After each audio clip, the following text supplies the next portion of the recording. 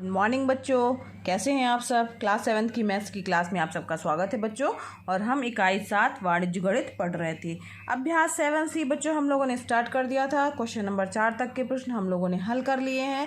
आज हमें स्टार्ट करना है क्वेश्चन नंबर 5 से। तो चलिए देखते हैं हमारा क्वेश्चन नंबर 5 क्या कह रहा है।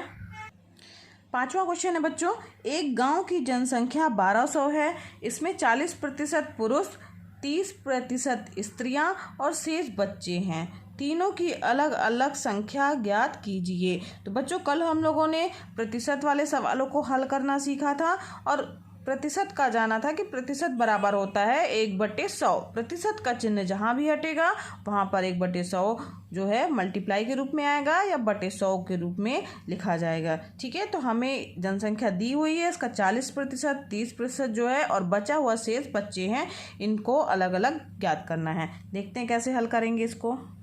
सबसे पहले लिखेंगे बच्चों जो दिया हुआ है, तो गांव की सबसे पहले लिख लेंगे। दिया है, क्या दिया हुआ है कि गांव की कुल जनसंख्या कितनी दी हुई है, 1200। ठीक है, अब चूंकि कितने प्रतिशत पुरुष हैं, 40% क्या है, पुरुष हैं। पुरुष हैं तो पुरुषों की संख्या इसका 40% होगी, है ना। तो पुरुषों की संख्या बराबर कितनी हो जाएगी, पुरुषों की संख्या बराबर क्या हो जाएगी, 1200 का 40%, यानी 1200 गुणे 40 बटे 100। 1200 का चिन्ह का हटेगा तो यहाँ पे गुणे का चिन्ह आएगा बच्चों, और 40% यानी परसेंटेज का चिन्ह हटेगा तो 100 बटे में आएगा। 0 0 2 0 कैंसिल हो गए, 12 चौक 48 यानी और एक 0 यानी 480। पुरुषों की संख्या कितनी हो जाएगी, 480 हो गई। अब स्त्रियों की संख्या कितनी दी हुई है, 30%। तो लिखेंगे चूँकि 30% क्या है, स्त्रियां हैं। स्त्रियां हैं तो स्त्रियों की संख्या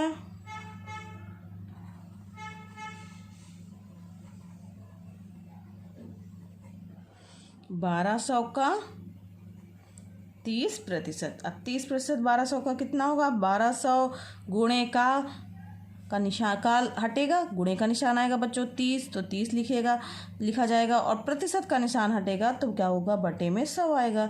0 0 कैंसिल हो गए, 12 दूनी 24, 12 3 36, 360। क्योंकि ये 0 लगा हुआ है तो टोटल स्त्रियों की संख्या कितनी हो गई, 360 हो गई। अब इसके बाद ये पूछा है कि बच्चों की संख्या भी जो है बतानी है हमें। तो बच्चों की संख्या कैसे निकल आएगी कि जो कुल जनसंख्या है उसमें से हम स्त्री पुरुष की संख्या को जोड़ करके घटा दें तो जितने भी बचेंगे वो क्या होंगे, हमारे बच्चे होंगे। तो बच्चों की संख्या बराबर क्या लिखेंगे, बच्चों की संख्या बराबर हो जाएगा कुल जनसंख्या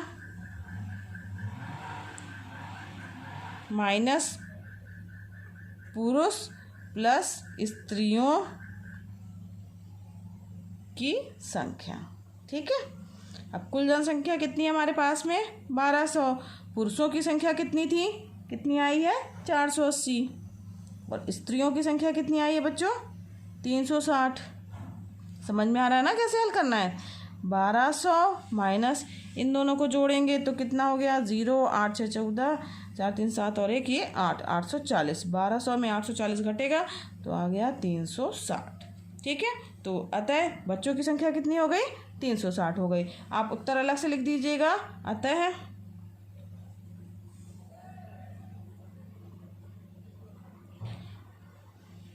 पुरुषों की संख्या कितनी आई थी, 480। स्त्रियों की संख्या 360 व बच्चों की संख्या 360 होगी। ठीक है, और इन तीनों का योग कितना हो जाएगा, 1200 हो जाएगा। ठीक है, आगे बढ़ते हैं बच्चों। 6वां क्वेश्चन है, एक मिश्रण में 20% लोहा 38% रेत और शेष कांच है। यदि मिश्रण में कांच की मात्रा 168 ग्राम हो तो मिश्रण की कुल मात्रा बताइए। तो हमें मिश्रण की क्या करना है, कुल मात्रा बताना है, जिसमें से क्या है 20% लोहा है, 38% रेत है और शेष क्या है, कांच है। कांच की जो है वो प्रतिशत में मात्रा ने ना दे करके क्या दिया गया है, ग्राम में दिया गया है। तो मिश्रण की हमें कुल मात्रा बतानी है। बच्चों प्रश्न में दिया हुआ है कि लोहा 20% है और रेत 38% है और शेष क्या है, कांच है। तो सबसे पहले हम जो चीज़ दी हुई है वो लिखेंगे। दिया है मिश्रण में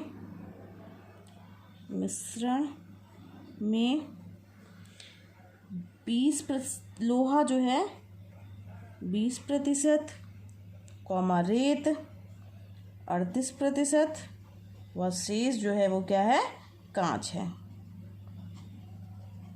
ना। तो कांच कितने प्रतिशत होगा ये पहले हम ज्ञात कर लेते हैं। कांच की प्रतिशत मात्रा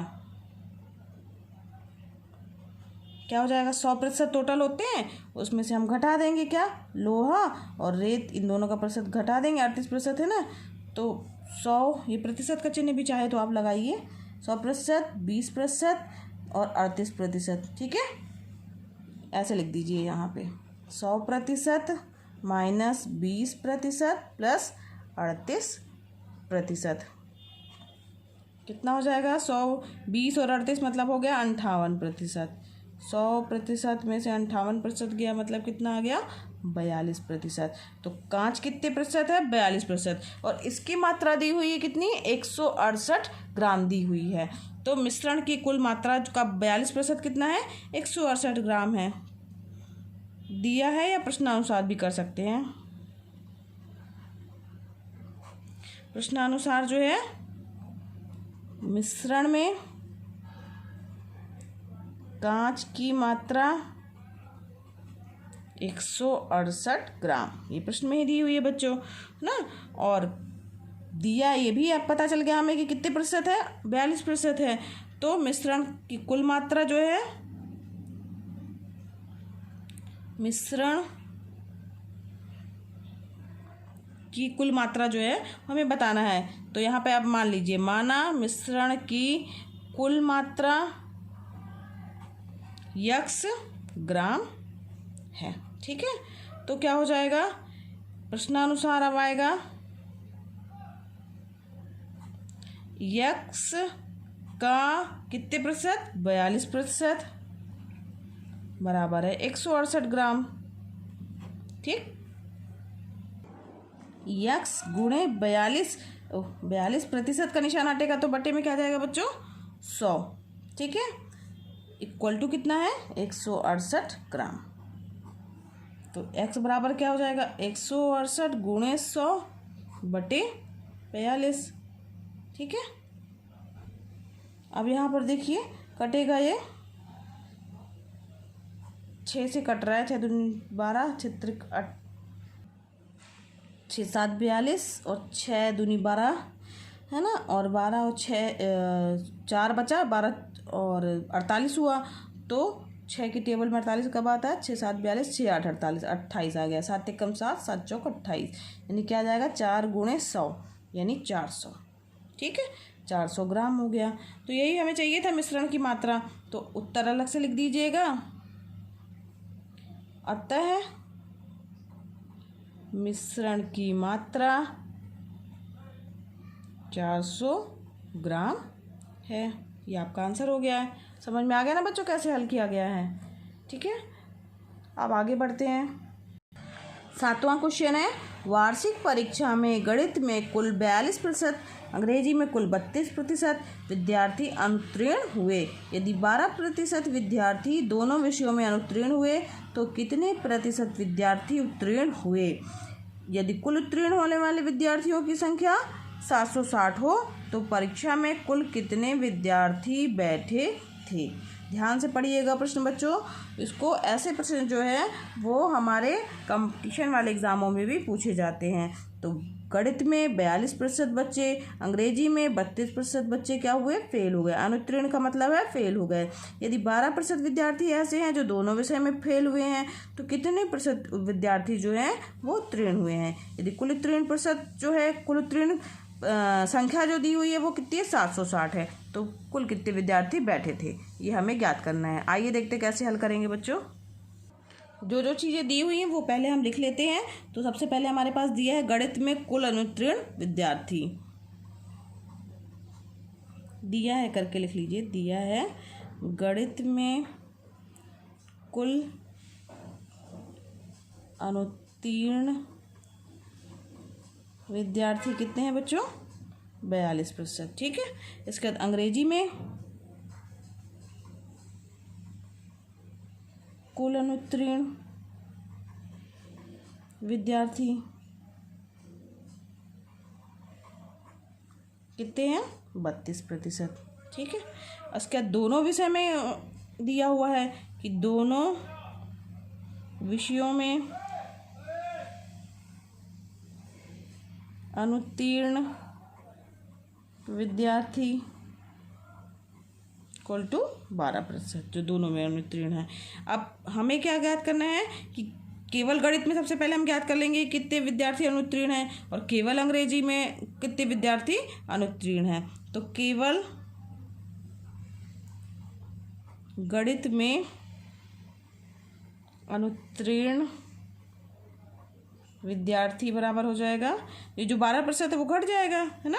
तो 42 माइनस 12%, यानी 30% बच्चे ऐसे हैं जो गणित, केवल गणित में हैं। ठीक। इसी तरह से केवल अंग्रेजी में देख लेंगे।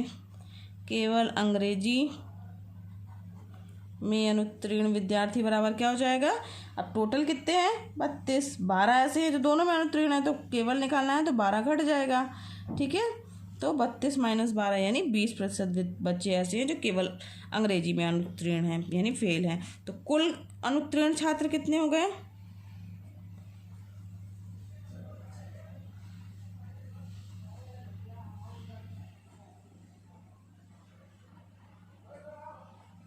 12 प्लस, क्योंकि 12 दोनों में फेल है, 30 प्लस 20, है ना। इतने प्रतिशत बच्चे जो हैं टोटल अनुत्तीर्ण हो गए। तो यानी टोटल कितने प्रतिशत बच्चे अनुत्तीर्ण हो गए, 62%। समझ में आ रहा है ना। ये 12% जो कि दोनों में अनुत्तीर्ण थे तो वो तो फेल होंगे, ये फेल होंगे। फिर जो गणित में फेल हुए वो भी फेल हैं, जो अंग्रेजी में फेल हुए वो भी फेल हैं। यानी टोटल कितने प्रतिशत हो गया, 62% विद्यार्थी जो हैं जो वो टोटल क्या है, फेल हैं। अब यहाँ पर लिखा है कि दोनों विषयों में उत्तीर्ण कितने विद्यार्थी हैं, तो दोनों विषयों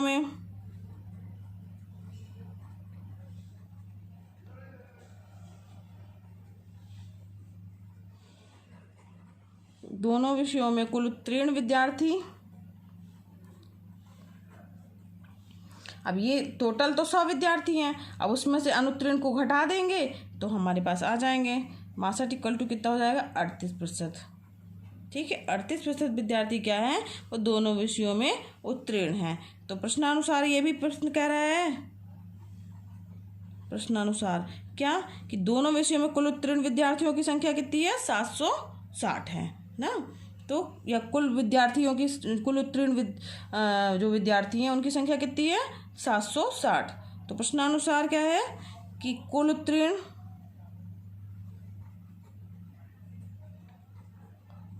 विद्यार्थियों की संख्या बराबर 760। ये प्रश्न में हमारे दिया हुआ है बच्चों। अब इसके बाद क्या करेंगे कि ये 760 कितने प्रतिशत है, 38% है। तो कुल विद्यार्थियों का 38% क्या हो जाएगा, 760।